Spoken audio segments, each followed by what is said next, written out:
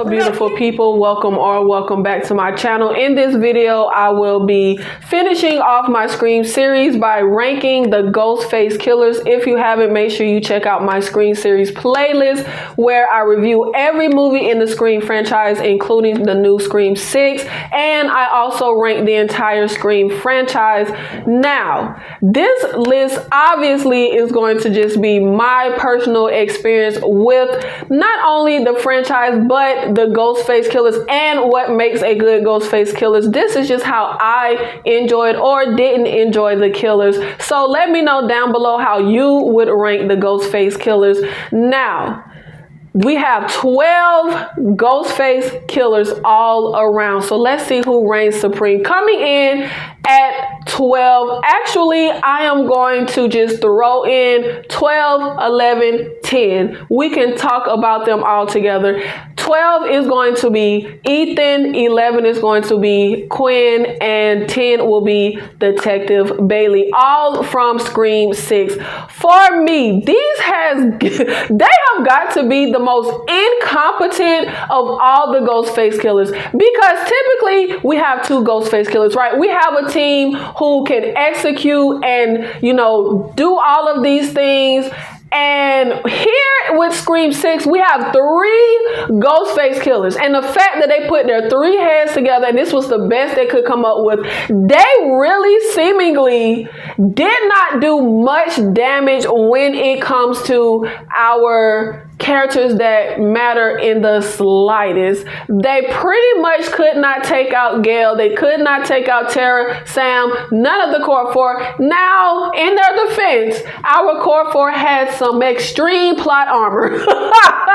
They did maim them, but I also feel like the way they tried to set this up, it wasn't very smart. So presumably we get to the 3rd act reveal and their whole plan is to blame Sam. They want to have her put the Ghostface mask on and they're going to set her up. But even in this, it was very idiotic. Instead of sitting here wasting time with Detective Bailey trying to tell Sam to put the mask on, you could simply just kill her very easily right now and put the mask on her dead body. Like, you could put the mask on her as she's dead. And I also feel like the motive is very lackluster. We've seen this before. They pretty much are here to get revenge for their brother, who was a previous Ghostface brother's son. And it may just, now the motive in general, hey, it's revenge. So in general, that's a fine motive. But at this point where we see these Ghostface killers, it was just very redundant for me. I feel like we've seen it, we've done it. Now, in their defense, this was a very brutal Ghostface. The kills were felt very extreme with the brutality. So I will give them that. Another thing that is not on their side is the fact that just throughout the movie, Ethan, first of all, is a very forgettable character. He's pretty much a dud. He brings nothing at all to the movie for me. He is not someone that you just enjoy alone for the ride before you get to the reveal. Now, Quinn is just slightly above him as far as just her role throughout the movie.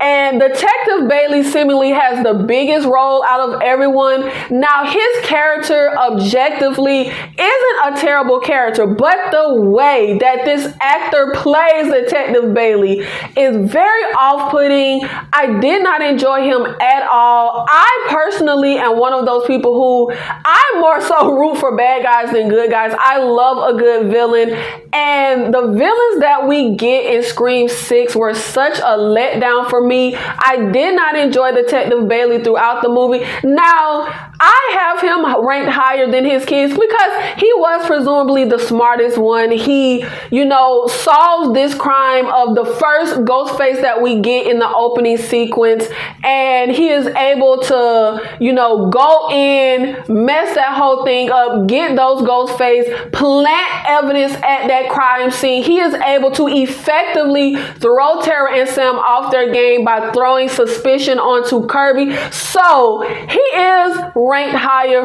than his offspring. I have him at number 10 because when you look at his role throughout Scream 6. He is the one seemingly with all the bright ideas and the one really putting everything together. He is even able to effectively, everyone infiltrates the group, but he is able to effectively lead them off when they go to the park to seemingly, track Ghostface and give his daughter time to go kill Gail. So he is the one pretty much, for me, he's going to come in higher than his children because, baby, what did Ethan do? Like, what did Ethan do at all? Like, he didn't come up with any ideas. And of course, we always have a lackey when it comes to our Ghostface team. Coming in at number 9 is Charlie from Scream 4. Now, in general, Charlie was a pretty good Ghostface. The kills were pretty good. The body count was good. He was the lackey of the group, pretty much just having his, strings pulled. However, he was very effective. Even when he does the little switcheroo trick on Kirby to get her, when he is setting it up as if he himself is a victim, that was very effective. And just throughout the movie, he was one of the more enjoyable characters as far as us just following the character before they are revealed as Ghostface. However, Charlie doesn't feel very menacing. He doesn't feel like much of a threat. He is very small, and just he doesn't come off very threatening. I'm not scared of Charlie in any way. Now, coming in at number 8 is Jill from Scream 4. Now, Jill, for me, I do not buy her as Ghostface. She is so teeny, so small. She doesn't have the strength to knock over a turtle, if you ask me. And I also really didn't care for her motive, her whole Sydney speech. This was another situation where I felt like we've been there, we've done this already. We had a Ghostface that wanted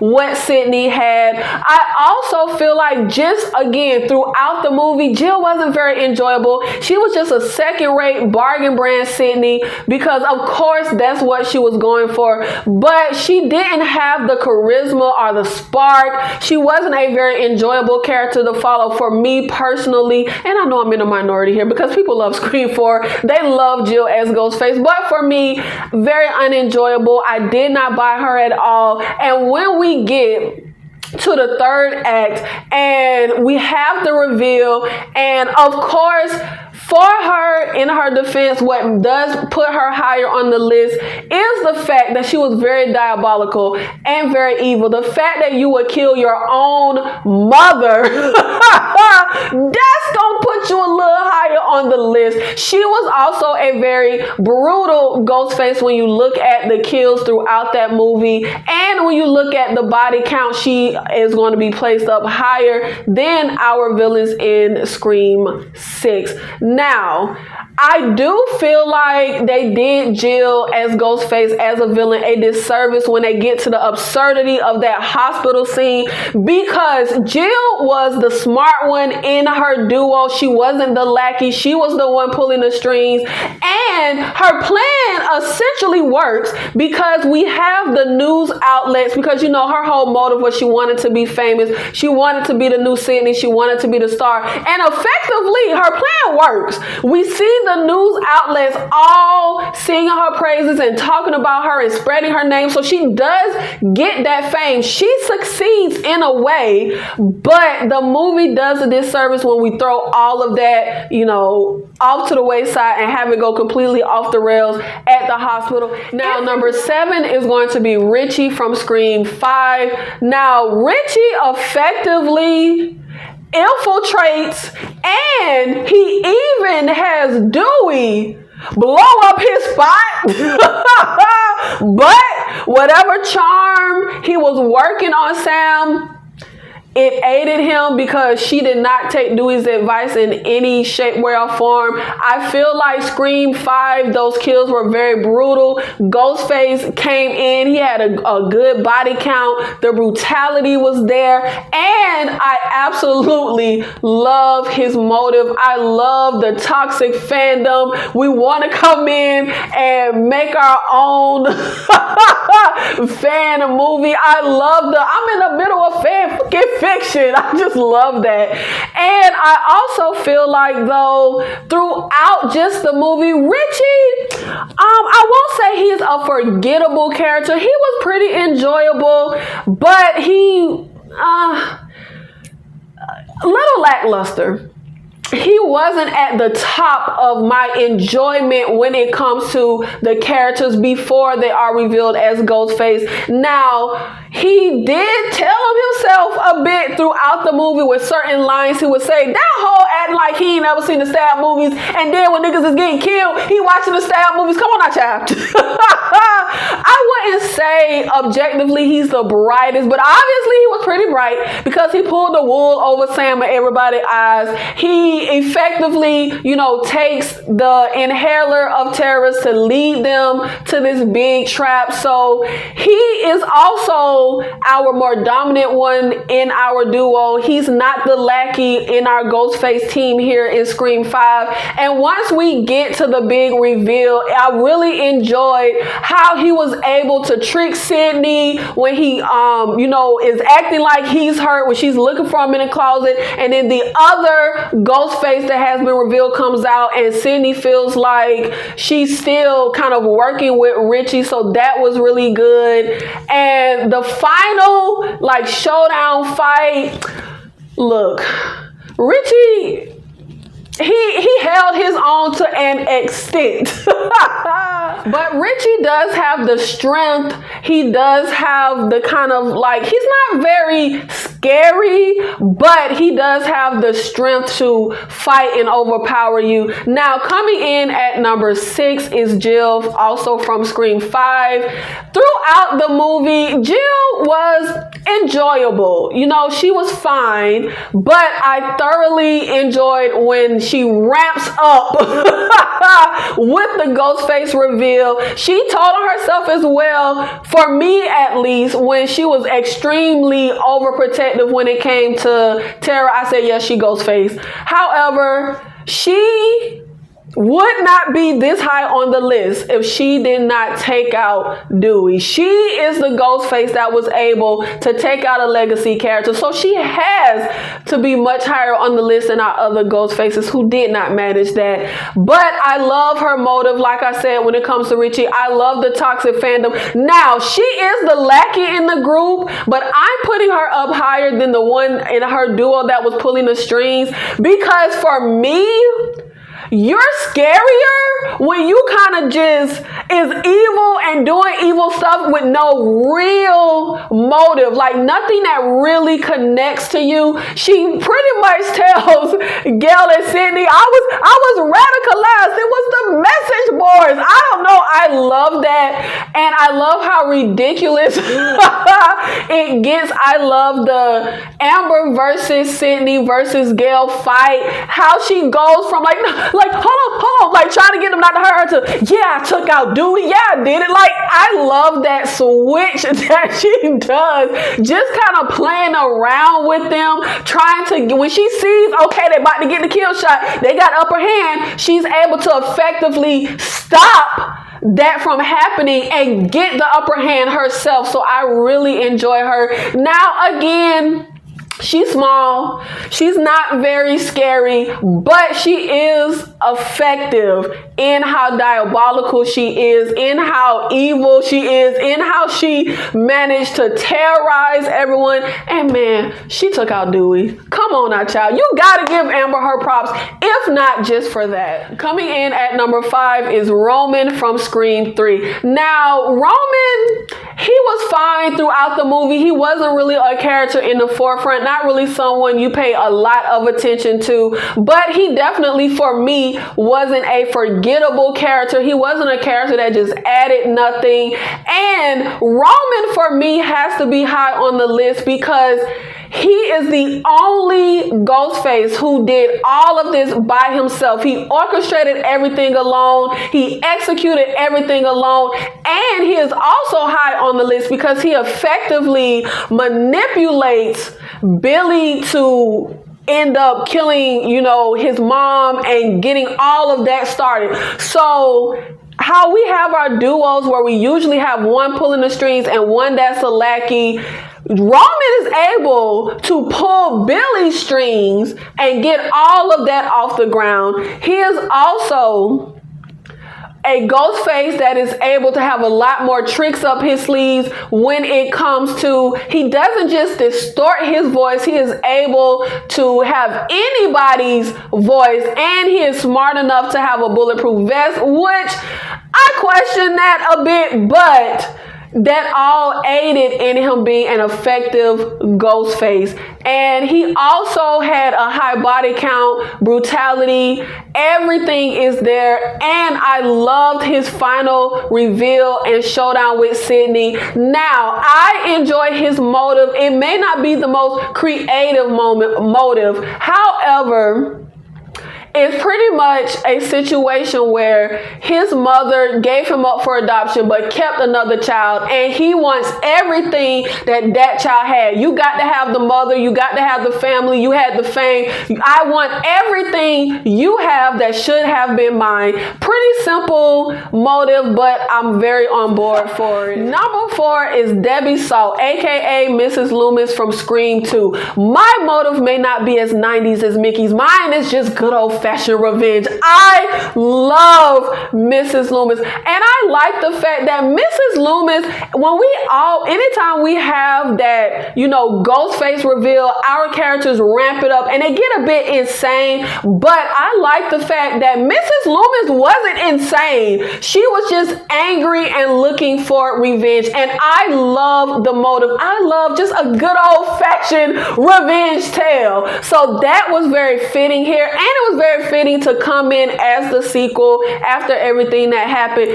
Now, as far as the body count and brutality, it is definitely there for Mrs. Loomis. We got different kills here where we got, Buffy thrown off the roof. We got the cop that was stabbed through the head, even though that wasn't intentional. But we got some brutal kills here. We got some different we got something different in the kills, and I love the way that she was the dominant one in her duo. She was the one pulling the strings of the other Ghostface, and she effectively double crosses her Ghostface partner. Oh, I'm sorry, Mickey, there isn't going to be a trial. I love his face when she says that. It's like she took all the wind out of his sail. It's like she told him Santa Claus wasn't real, child. I absolutely love that. Now, I will say, I enjoyed Debbie Salt, as a part of the formula just throughout the movie before she is revealed. They did do a pretty typical whodunit move where your culprit ends up being a character that is more in the background and not a focal point. You know how you have that random character that pops in and out and they're the culprit. So I actually enjoyed how they did that and what they did with her character. Every time we saw her, she came across very normal. Oh, I gotta go. I got a deadline. I was just saying, if the killer is repeating Woodsboro, they could be from Woodsboro. Like, I just love how she came in. I enjoyed her throughout the movie, but I definitely enjoy when she is revealed and everything ramps up. I love her showdown with Sydney. That's when she gets the crazy eyes. She fighting Sydney and going after Sydney. Coming in at number 3 is Billy Loomis from Scream. Now, in the Scream world, with the stab movies, with everything that happens in there, Billy Loomis is kind of looked at as the pinnacle, and for good reason. I absolutely love the brilliance of Skeet Ulrich's performance. I thoroughly enjoy Billy Loomis just throughout the Scream movie. I love the suspicion they put on his character, the doubt they try to cast, but baby, wasn't no doubt, because that character was creepy as hell. It ain't no way. Like Randy said, you trying to tell me that's not a killer? Billy Loomis effectively not just, and he doesn't just infiltrate the group because he was already a part of the group, but he is able to find out this big secret about Sydney's mom, how she tore up their family, but is able to really play that two-faced role, and in the midst of that devastation, still not reveal that true face to Sydney, still play the doting boyfriend and play that whole part. And I love that third act when he's revealed. First of all, I love the mental games that he plays with Sydney. I feel like out of all the Ghostface, he does the most psychological damage to a character. He effectively plays with Sydney's mind way more than I feel like any other Ghostface has done. And for me, he is so high on the list because of his master manipulation skills and the way he effectively effed with Sydney's mind. No other Ghostface for me was able to really mess with the person's mind that they were after the way that Billy was able to mess with Sydney's mind. I mean, freaking being the person that she is in a relationship with, that she has sex with for the first time, effectively manipulating her and having her give herself to you when you killed her mama. Like, it does not get kind of more diabolical than that. It's the psychological part that really ramps him up in my book as a top tier Ghostface character. And I love his motive. I love when we get the reveal at the end and he's talking to Sydney and he's like, your mom was sleeping with my dad. She's why my mother left. And even his best friend is shocked. Like, the extent of his powers of being so two-faced that even the Ghostface partner, your best friend, the person you're committing the murders with, they don't even know the extent of why you are doing this and why you're playing this game. I love that when it comes to the Billy character. And he is very menacing. His look, he's freaking creepy. He's scary. I don't know why Sydney was in love with this man, because everything about him was just really one of the, like, I always have said, and I've said throughout my Scream series, that they created some of the best teen characters with Scream, and Billy Loomis is really just top tier. The body count was there, the brutality was there, the creativity, the mind games that he played. He was even though we get to Scream 3 and it's revealed that Roman kind of pulled his strings, that reveal does not take away from the intelligence and the smarts of Billy. The fact that he was pulling the strings when it came to him and his duo, and that he was the more dominant partner in his Ghostface duo. When he is in jail and he's able to cast a lot of doubt, he has, his buddy call up Sydney as Ghostface. He's able to manipulate this situation in such a masterful way. Coming in at number 2 is Mickey from Scream 2. Now, y'all, look, this list is very subjective. It's my experience. And Mickey is so high on the list because I just enjoy Mickey. I feel like, for me personally, Mickey is the smartest of all the Ghostface just for his motive and everything that is revealed. Mickey's whole, I don't even want to get away with this. I want to get caught, and I am going to blame it on the movies, and I'll have the Christian Coalition paying my legal fees, and I'll get Johnny Cochran to defend me. In the era of the 90s, in the era this came out, if this, in the universe of Scream, if this is real life, that whole thing that he was doctoring up was so brilliant. I feel like he would have had either a hung jury or he would have got away with it. Like, I I feel like he was the smartest of all of our Ghostface just for that alone. Now, just throughout the movie before he is revealed, Mickey is a very enjoyable character. He's a movie buff character. He's a film student in class with Randy. Now, even though he seemingly kind of disappears randomly in the movie, the Mickey that we get is very enjoyable. Now, once we get to the reveal, I love how he comes in and again, effectively plays with Sydney's mind. Pretty much off of the foundation that was laid by Billy's mind games when he has Derek up there and he's like, you know, I've been on my own because Derek ran out on me, and he gets Sydney to pause trying to help Derek, and he effectively plays with her mind and mind F's her into doubting whether or not Derek was in on this with him. I absolutely love that. The body count is there. The brutality is there. And even though Mickey is the lackey of the duo, he's the one who's getting the strings, you know, pulled on him. Man, Mickey was such a fun character. Mickey was so fun. Gonna blame it on the movies, man. I absolutely love that. Man, for me, it almost don't get no better than Mickey when it comes to Ghostface. And Mickey, for me, has that formula that I feel is missing from the Ghostfaces, you know, in the latter part of the list.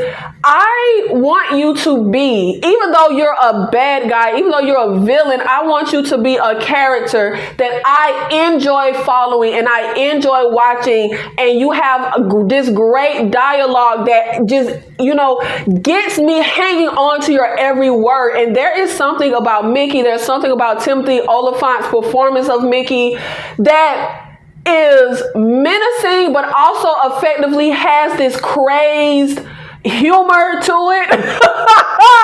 And for me, there is something about this batshit crazy humor mixed with murderous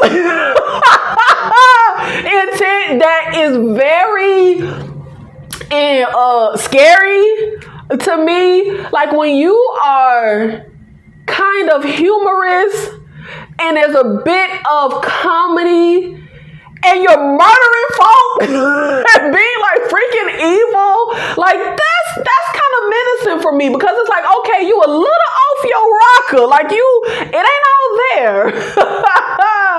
Now, the number one Ghostface for me is going to be Stu Macher.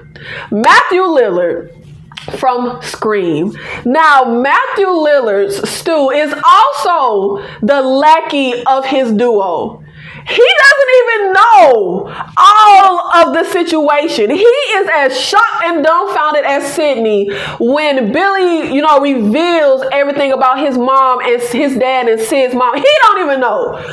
But throughout the runtime of the movie, before he is revealed, Matthew Lillard's character is so mother freaking fun, entertaining, enjoyable. So many amazing one, like, leave her alone, man. Your mom's no Sharon Stone, Sid. Absolute brilliance. Did you really call the cops? My mom and dad are gonna be so mad at me. I always had a thing for you, Sid. Again, there is something creepy about this humorous, comedic, murderous attitude and vibrato that is just so creepy and scary to me. Because I'm finna say Mickey, not Mickey. Stu is number one for me also because of the motive. Out of everyone's motive, baby, Stu really ain't got no motive. Stu's motive is peer pressure. Like, as evil as you are in all of these murders, you freaking ripping folks' guts out, you ain't really got a real reason to be doing this. You just riding with your homeboy. I don't know, to me, that's even more trippy than like revenge or having a real, you know, passion or motive, or there's a real reason you want to kill folks. Like, you kind of just riding with your friend, bro. Talking about peer pressure. Stu also has everything that the Ghostfaces on the latter part of this list are lacking. There is just this formula where you have, and it goes to the performance, it goes to Ghostface, it goes to the writers, but having such classic moments and lines. Face it, baby, these days you gotta have a sequel. Stop it, Billy, what you feeling woozy? Like, there is nothing that I'm thinking of when I think of what did Jill say? What did Quinn say? Baby, I can tell you everything Stu said. Baby, I can be a one-woman show just reciting all of Stu's lines. They are just so classic and so iconic. His performance was so brilliant. And as Ghostface, as a villain, for me, Stu is top tier. He is my number one Ghostface. He was the most enjoyable just in general throughout the runtime of the movie, but also when he is revealed as Ghostface, he was definitely a worthy adversary for Sydney. He was definitely diabolical, evil, menacing, even though, like I said, he is the lackey of his duo. He outlived his partner.